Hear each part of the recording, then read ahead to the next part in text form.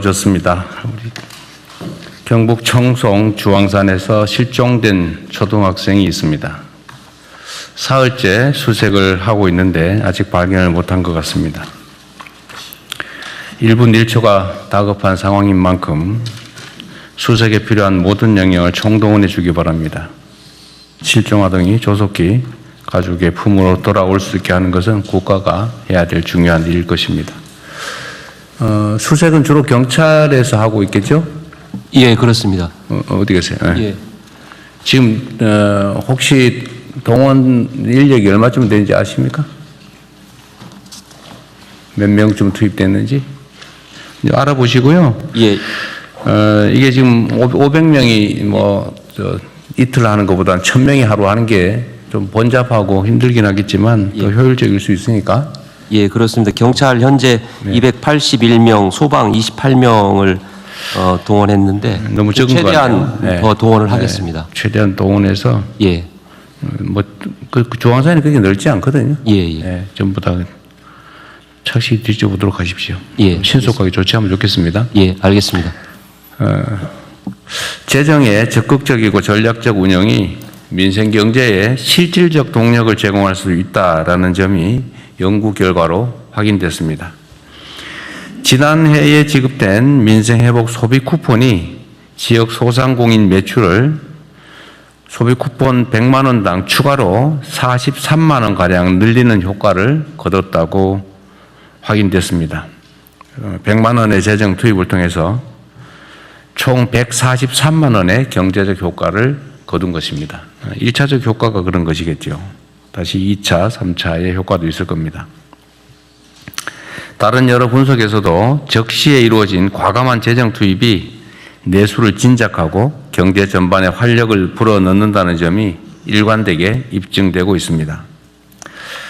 그런데 이런 객관적 사실에도 불구하고 마치 돌림노래처럼 긴축을 강요하는 목소리가 사회 일각에 존재합니다. 국가 채무를 명분으로 들고는 있는데 사실상 민생 고통을 수수방관하라는 무책임한 목소리입니다. 한때 그런 시절이 있었죠.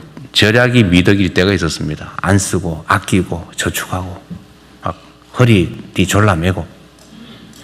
그러니까 지금은 소비가 미덕인 시대입니다. 이 돈이 안 돌아서 문제인 사회가 됐습니다. 이럴 때는 투자를 통해서 경제가 순환하게 하는 게 정부의 역할입니다. 그리고 우리나라의 실질적인 채무, 국가 채무, 그러니까 명목상에 있는 채무 말고 실제로 자산은 얼마가 있냐, 채권은 얼마가 있냐, 또 채무가 예를 들면 100만 원인데 채권이 90만 원 있으면 실제 빚은 10만 원 정도인 거죠. 이렇게 따져보면 실질 채무가 10% 정도다. GDP 대비 10% 정도다라는 국제기관의 발표도 있었습니다. 다른 어느 나라보다도 국가 채무 구조가 우량하다라는 것입니다. 지금은 위기입니다. 이런 위기 시대에는 아끼는 것도 중요한데 오히려 국가의 역량을 키우는데 투자를 할 필요가 있습니다. 적극적 재정을 통해서 내수를 활성화하고 또 경제 성장률과 GDP 자체를 높이면 분모가 커져가지고 국가 부채 비율은 오히려 떨어집니다.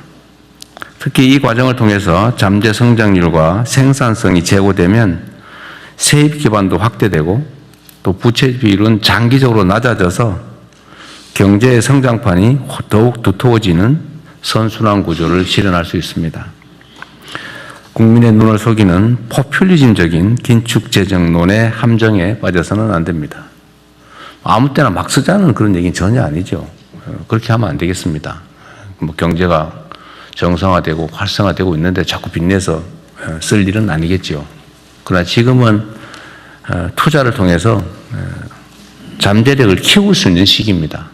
특히 위기 시기이기 때문에 지금 투자하면 나중에 더 큰 보상으로 돌아온다라는 게 기본적 원리 아니겠습니까? 정부는 적극적인 재정 정책을 통해서 국민 경제 대도약의 발판을 닦는데 역량을 집중해야 되겠습니다. 이런 기조를 바탕으로 하반기 경제 성장 전략 수립과 내년도 예산 편성에 임해주기를 당부드립니다. 중동 전쟁이 11주 차에 접어들면서 석유류 가격을 중심으로 일부 물가가 불안한 모습을 보이고 있습니다. 공공기관 이부제 또 민간의 자율적 오부제 등으로 불편을 겪는 국민께서도 많이 계실 겁니다. 그럼에도 정부의 위기 극복 노력에 국민들께서 힘을 모아주신 덕분에 우리 경제는 이런 대외 위기 속에서도 아주 견조한 모습을 보여주고 있습니다. 수출은 폭발적 증가세를 기록하고 있습니다. 자본시장 역시 역사적인 성장세를 시현하고 있습니다. IMF 외환 위기와 코로나 국난을 이겨낸 우리 대한 국민들의 강인한 재력이 다시 발휘되고 있는 것입니다. 아직 전쟁의 출구가 보이지 않고 전쟁 이후에도 위기는 계속될 것입니다. 정부는 국민 경제에 대한 충격 완화와 함께 전쟁 이후 산업경제 질서 재편에 선제적으로 대응하겠습니다. 민생 안전 방안도 다각도로 추진할 것입니다. 지금까지처럼 정부를 믿고 위기 극복 방안에 적극 참여해 주시기를 부탁드립니다.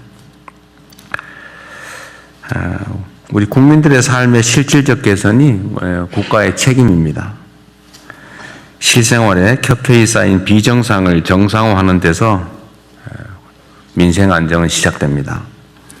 부정한 결탁과 짬짬이 반칙으로 타인에게 피해를 주면서 이익을 본다든지 또는 사익을 편취하는 이런 모든 민생의 손톱 및 가시 같은 것들을 남김없이 뽑아내야 됩니다.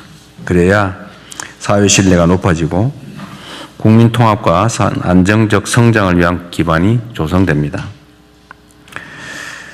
이전에 구체적 사례로 몇 가지 지적한 게 있었죠.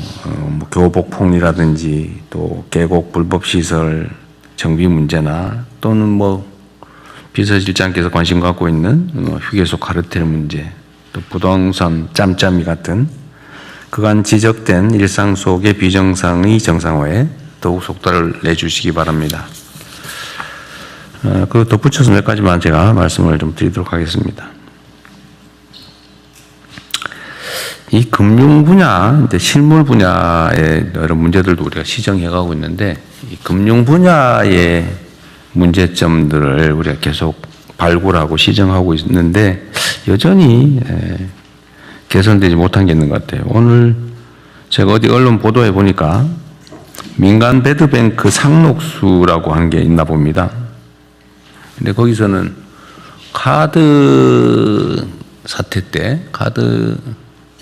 때 발생된 부실채권 정비를 한다고 그때 당시에 이제 연체채무자들, 연체된 가입자들 채권을 이렇게 모아가지고 관리하는 곳이 있나 본데 그게 아직도 그걸 아주 열심히 추심을 하고 있나 봅니다. 카드 사태 때 카드 회사 금융기관들이 다 정부 세금으로 도움받지 않았나요? 근데 그 원인이 됐던 우리 국민들의 연체채권을 악착같이 참 열심히 지금도 추심하고 연간 수십조 원씩의 영업이익을 내면서도 그 몇십억, 몇백억 이렇게 몇백억도 아니고 백몇십억 이렇게 배당을 받고 있나 보던데 그거 금융위원회 소관인가요? 네. 그거 파악하고 있었어요? 네. 좀 이따 한번 얘기 한번 해주세요. 네. 그 대책이 뭔지 네. 파악하고 있다니까 다행인데 혹시 모르고 있나 싶어가지고 내가 한번 오늘 국무회의 방에 올려봤었습니다. 어쨌든 대안을 한번 들어보기로 하고요. 그리고 또 덧붙여서 이게 이런 기사도 있던데 50만 원 대출해주고 9일 만에 80만 원 상품권으로 받더라. 이거 명백하게 이자 제한법 위반이죠. 우리 법무장관 맞죠? 이게 돈으로 안 갚고 물건으로 또는 대체 상품으로 갚는다고 대부업법 적용이 안 되는 게 아니죠. 네, 그렇습니다. 네. 이거 무효인데다가 처벌될 사안이죠, 이거. 네. 원금 안 갚아도 되죠. 네, 지금 뭐 법률 이렇게 바뀌었습니다. 지금 이제 연간으로 따져서 수수료 뭐 명목을 불문하고 여하튼 실제 빌린 돈의 연간 60% 이상을 붙여서 뭔가를 받는다고 하면 원금도 안 갚아도 된다는 거죠. 그런 계약은. 네, 법률 개정으로 안 갚아도 됩니다. 근데 아직도 이런 짓을 하는 악덕 사채업자들이 있나 봐요. 이거 처벌 조항도 있는 것 같던데 우리 경찰에서든 이런 것도 좀 단속 열심히 좀 해주세요. 예, 그렇게 하겠습니다. 이게 뭔 잔인한 짓입니까 이게? 이게 주로 청년들이 이런 피해를 입거든요. 30만 원 빌리고 뭐 몇 달 후에 100만 원 갚고 실제로는 30만 원 더 받고 빚을 300만 원으로 치고 막 이런 짓 하잖아요. 하여튼 철저하게 단속 좀 해주시기 바랍니다. 예, 알겠습니다. 네. 언론에 기자들 눈에 띄는데 왜 수사기관 눈에는 잘 안 띌까라는 의문을 국민들이 갖지 않게 하십시오. 예, 네. 예, 철저하게 그러십시오. 하겠습니다. 그리고 저기 행안부 계곡 정비 열심히 하고 계시죠? 네, 네, 오늘 저 보고서에 보니까 4월 30일 기준으로 발각된 불법 시설 뭐 부당 용도 변경 사례가 72,650건이었다. 네, 72,640인가 그렇습니다. 그것도 아직 다 끝나질 않았어요. 아직 안 끝났고. 예, 더 마저 지금 한 70만 건 정도의 그 항공 자료가 네. 아직 남아 있는데요. 이대로 뒤지면 한 10만 건은 넘어가겠죠. 그 정도까지는 안 되고요. 한 10%에서 15% 정도가 불법 시설로 확인이 되고 있습니다. 그래서 다 하고 나면 아마 8만 5천 건. 1만 5천 건. 딱 100배네요. 처음 초기 첫날 보고했던 거에. 예, 실상이 이러니까 잘 챙기도록 하십시오. 이게 정말 정부 수립 이래 계속 방치되어 왔던 거잖아요. 그렇습니다. 말이 안 되는 일인데 이게 당연한 것처럼 과거에 했던 일이니까 뭐 지금 갑자기 왜 이러냐 이렇게 항의도 할 텐데 오래 계속됐다는 이유로 잘못이 아닌 게 되는 건 아니죠. 네, 그렇습니다. 이런 걸 적폐라고 그러죠. 예, 적폐. 쌓여 있는 오래 쌓인 폐습. 예, 적폐. 국공유지를 사유화하고 있는. 네. 그렇죠. 국민 모두의 것을 독점해가지고 국민에게 피해를 입히고 부당한 이익을 취하고 있죠. 바가지 씌우고. 네. 어쨌든 이번 기회에 깔끔하게 정리를 하기로 하고요. 다만 이 과정에서 또 지원할 건 좀 지원도 좀 하고. 네, 예산 협조할 때는 제가 전에 그 정리할 때 이렇게 선택 여지를 줬거든요.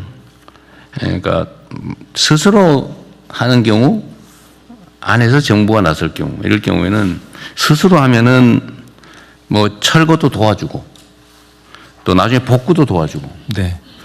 또 재기할 수 있는 금융 지원도 해주고 예를 들면 주변에 편의시설을 갖춰주거나 공공시설을 갖춰주고 주차장이나 뭐 아니면 탐방로 또 계단 뭐 이런 화장실 이런 공공시설도 갖춰주고 다 지원해주고 형사처벌도 안 하고 이렇게 하는데 만약에 버틴다고 하면 강제 철거를 당연히 하고 철거 비용도 물리고 형사처벌도 하고 지원도 없고 뭐 금융과 같은 시설 협조도 없다.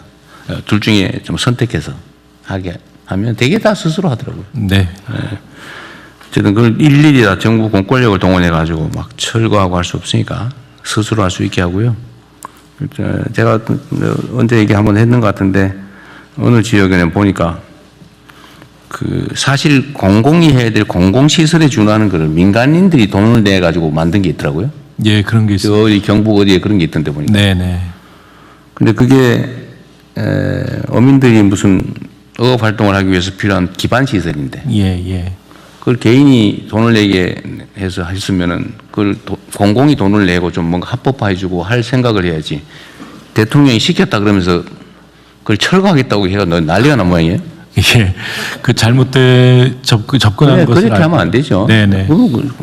공공이 책임을 져야지, 책임을. 공공이 시설을 해줘야 됩니다. 그럼 권한을 가지고 있으면 책임을 져야지. 그 원래 공공이 돈 들여서 해야 될 일을 민간에게 대신 시켜놓고 이제는 대통령이 시켜서 불법이니까 무조건 철거해라. 그게 무책임의 극치죠. 네. 그런 일이 벌어지지 않게. 네. 그래서 알겠습니다. 완전 사익을 위해서 악용하는 거라면 그게 철거하는 게 맞지만 이렇게 모두를 위한 공공시설, 국가가 해야 될 일을 민간인들이 대신한 거를 부셔버리겠다. 이게 뭔 짓입니까? 행패지 이게.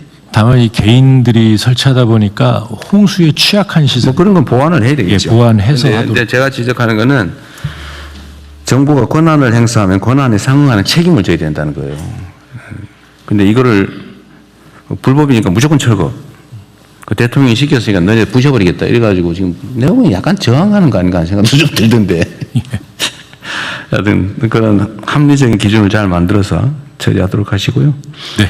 그리고 일종의 그 예외를 만들어야 되는데 형식적으로는 법률에 위반되는 거잖아요. 그러니까 그런 경우는 어떻게 조치할 것인지를 일선에 맡겨놓으면 판단을 할 수가 없어요. 자기 책임 문제가 불분명하기 때문에. 그래서 이런 거는 정부 차원에서 무슨 위원회 같은 거 하나 만들든지 해서 판단을 해 주세요. 이거는 그냥 놔두세요. 이거는 이렇게 합법화를 해 주세요. 원래 있는 불법 시설을 합법으로 전환하는 건 원칙적으로 안 되거든요. 네. 그러나 이런 걸 필요한 경우는 뭐 일부 지원 보조를 하고 소유권을 포기시키고 정부가 취득한 다음에 거기다 일부 보완 시설을 하고 하면 돼요. 포기각서 받고. 네. 네. 어쨌든 그런 방식으로 가능한 방안을 좀 찾아보십시오. 예, 알겠습니다. 여름에 그 핵낙찰 오기 전에 좀 우리 국민들께서 여름을 보내기에 불편하지 않도록 중요도에 따라서 급한 데부터 먼저 하도록 하십시오. 네, 알겠습니다. 네, 이상입니다. 아, 그리고 저 금융위원회는 한번 아까 그 얘기 한번 해보세요. 네. 그 어떻게? 예. 이제 우리 정부 들어서서 말씀하신 대로 이렇게 금융기관이 오랫동안 보유하고 있는 장기 연체 채권 이거 한 번에 정리하기 위해서 저희들이 세도약 기금 지금 만들어서 네. 예, 재기 지원하고 계속해서 매입하고 있거든요. 그래서 이제 금융기관 간의 자발적인 협약을 통해서 저희들이 하고 있고요. 지금 2,753개 중에 2,736개, 99.4%가 협약에 가입해서 지금 채권 매입하고 그다음에 추심 중단시키고 소각하고 이렇게 하고 있습니다.